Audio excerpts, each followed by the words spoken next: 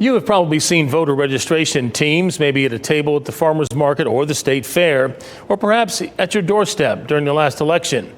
These drives are meant to make it easier for people to register to vote, but some state lawmakers want to make them illegal.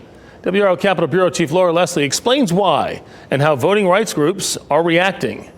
Voter registration drives help people to fill out their voter registration forms, then collect those forms and turn them over to election officials.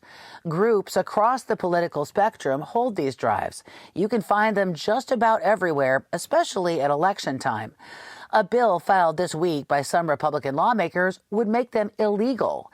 The bill's sponsor, Representative Harry Warren, says registration drives should only be allowed to hand out information, not actual registration forms. Voters would need to get the forms, fill them out, and submit them themselves instead.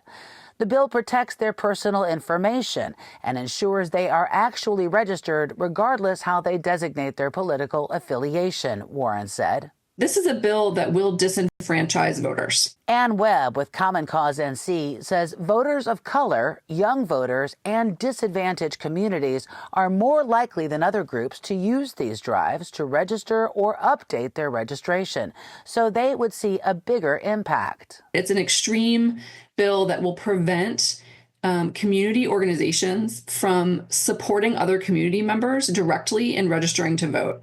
And that can only be viewed as an effort to make it harder to access voting. The bill may contradict some federal voting laws, and Webb says it may fall afoul of the Constitution, too.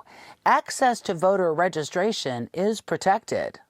We will absolutely be looking very carefully at the implications of this bill for the rights of voters in North Carolina. And I think there are serious First Amendment and serious federal law questions. Laura Leslie, WRAL News, Raleigh.